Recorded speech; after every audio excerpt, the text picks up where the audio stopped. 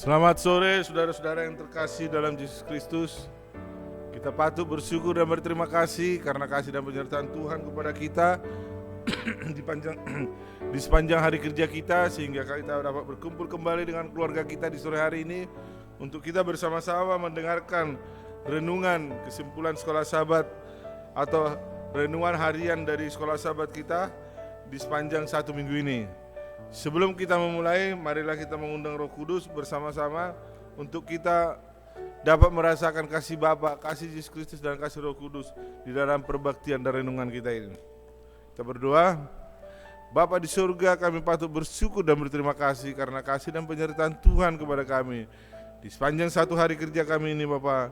Dan pada saat ini di sore hari ini kami berkumpul di rumah kami Bapa untuk kami dapat bersama-sama mendengarkan atau mengikuti perbaktian melalui pelajaran sekolah sahabat di sepanjang satu minggu ini.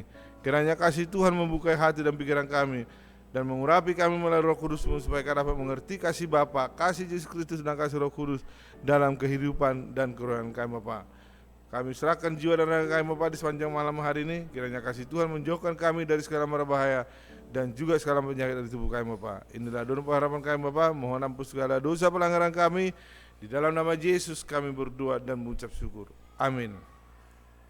Saudara-saudara yang terkasih dalam Yesus Kristus, kalau kita membaca dari Ibrani 3 ayat 12 sampai 19, mengapa Israel tidak dapat memasuki peristirahatan yang dijanjikan? Kalau kita melihat keberangkatan bangsa Israel dari tanah Mesir, begitu mereka berangkat bersemangat pada saat meninggalkan tanah Mesir, di mana mereka diperbudak selama beberapa dekade dan beberapa puluh tahun, dan mereka diperbudak di tanah Mesir. Dan pada saat itu juga mereka akan meninggalkan tanah Mesir pada saat Nabi Musa meminta mereka untuk apa? Berangkat bersama-sama menuju tanah perjanjian yang dijanjikan oleh Tuhan. Di dalam akhir perjalanan mereka, rupanya ada banyak hal yang telah terjadi dan peristiwa-peristiwa yang terjadi di dalam perjalanan mereka ini.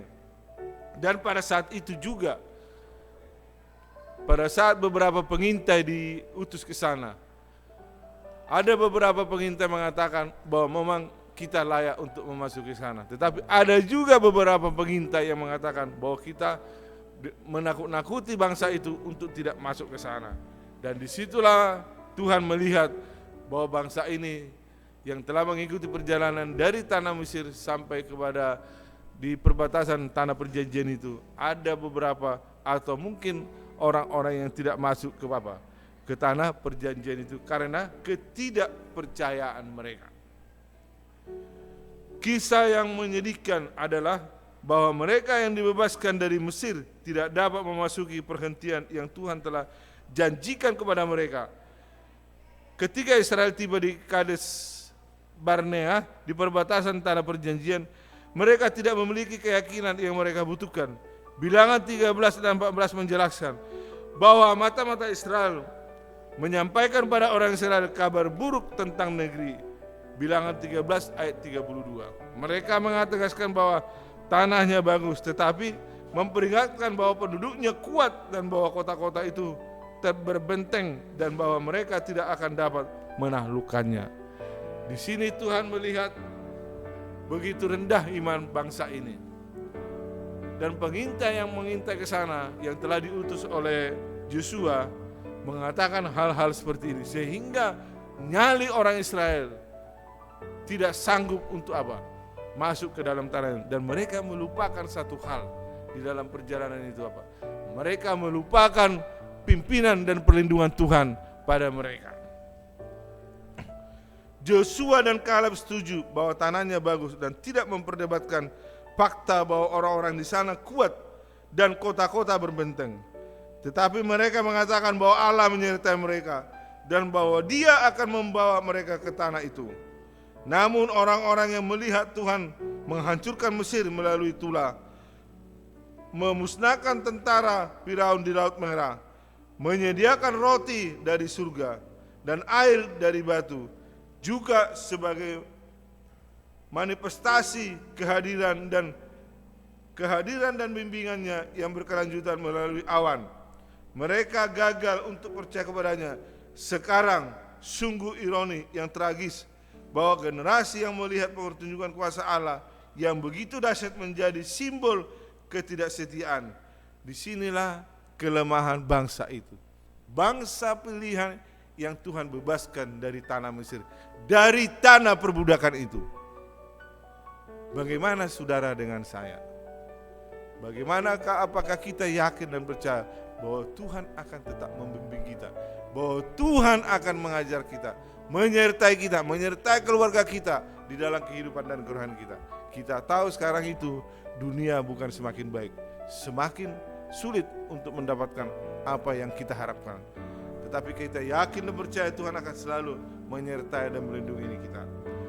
Tuhan menjanjikan anak-anaknya pemberian yang berada di luar jangkauan manusia. Itulah mengapa janji-janji itu didasarkan pada kasih karunia dan hanya dapat diakses melalui iman. Ibrani 4 ayat 2 menjelaskan bahwa janji yang diterima Israel tidak berguna bagi mereka karena tidak bertumbuh bersama-sama oleh iman dan dengan mereka yang mendengarnya. Israel melakukan perjalanan ke perbatasan tanah perjanjian sebagai satu bangsa. Ketika orang-orang dihadapkan pada laporan-laporan yang berbeda, mereka bersatu dengan orang-orang yang kurang iman. Iman atau kurang beriman itu menular. Itulah mengapa Ibrani menasihati pembacanya untuk nasihatilah seorang akan yang lain. Saling mendorong dalam kasih dalam pekerjaan baik. Dan jagalah supaya jangan ada seorang pun menjauhkan diri dari kasih karunia Allah.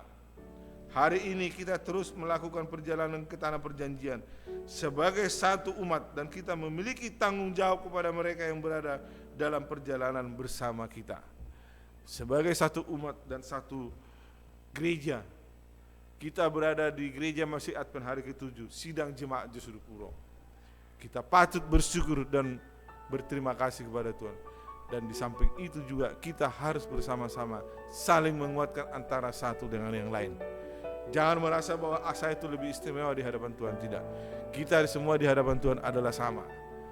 Kita di hadapan Tuhan adalah umat-umatnya. Tidak ada kaya dan miskin. Tidak ada cantik dan jelek.